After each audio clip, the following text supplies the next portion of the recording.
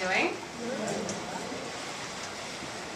So I recently went on vacation. I had the opportunity to read Zohra's book, and I was very inspired by it. And I wrote a review, and I'm just going to read it. This past May 31st was an exceptional annual award ceremony for the Mississauga Arts Council, as we are celebrating the organization's 30 years. We were honored to have Zohra Zoberi at this ceremony as a recipient of the 2011 Warnie Literary Arts Award.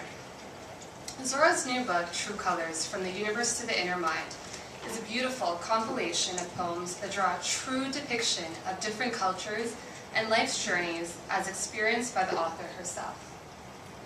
Having traveled to over 36 countries, Zoberi offers a fresh new perspective into the lives of people in different parts of our vast world. This is also a great read for traveling and when on vacation, as I myself had a glimpse into some of the poems while traveling abroad. I was instantly drawn into some poems which spoke to me. I think that anyone who picks up this book can find a selection of poems they can connect with in some way, shape, or form. In Zoberi's author's note, she begins with a Persian saying which translates to, "Holding someone's heart in your hand is the greatest pilgrimage one can make." With a passion for life, compassion for people, I think the expression has a lot of truth in it. Some of the poems that I found particularly inspiring were ones with great analogies and metaphors about love and relationships. Here are some excerpts from poems I thought were very captivating and eloquent. From her poem Password on page 17, I quote, "Willingly, I gave him full access to my personal computer, my mind, his password being my heart. Folder on emotions he frequently accessed. Together we created wonderful stories, and some not so good. Life's about downloading pleasant memories and deleting the unpleasant." True, our hearts can be vulnerable when we put down our protective guard and letting someone in on our thoughts and emotions, and I think this poem addressed these issues very well. Zoberi concludes the poem by saying, "My password only I can protect." From her poem Friendship on page 27, I quote, "Opposite ends of a precious chain, far apart and yet well linked, wrapped in a velvet pouch, tucked away inside my jewelry box. Once, in a blue moon, when this chain is worn, the two ends are well clasped. This bond is stronger than all other links." For me, it alludes to a friendship that I have cultivated, a high school exchange about 10 years ago with a girl in France. My recent travels have fortified this connection. We share similar interests, hobbies, and career goals. Even though we can only see each other every few years, when we get together, we are like the ends of a precious chain, far apart and yet well linked, quoted directly from her poem.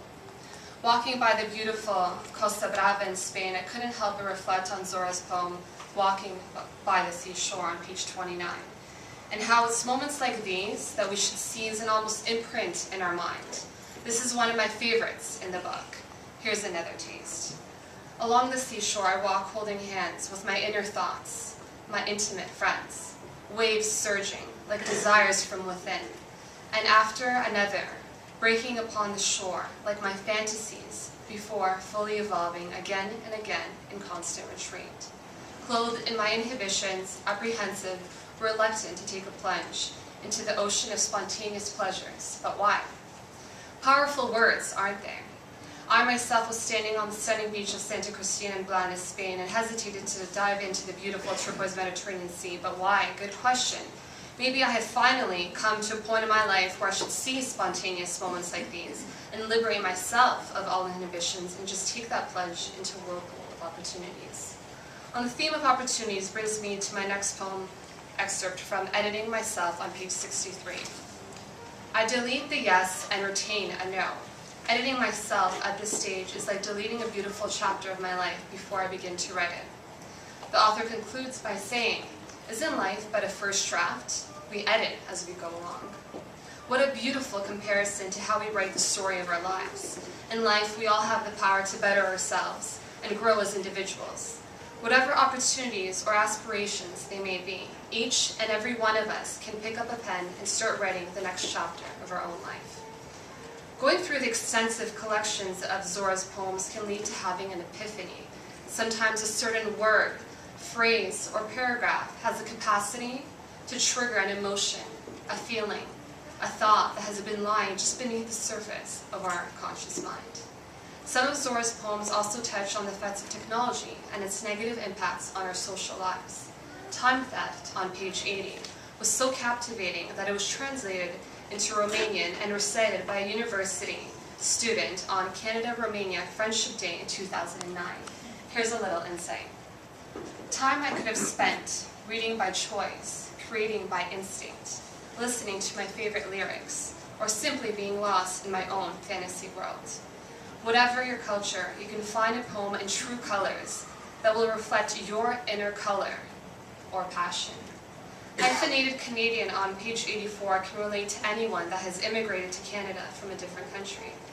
And with over 150 cultures in Toronto alone, I'm sure excerpts of this poem could also apply to you. I would love to go on, but I definitely encourage everyone here to pick up one of Zohra Zoberi's latest books, because you will be drawn into a world of your own aspirations and reflections of this journey of our lives. Thank you.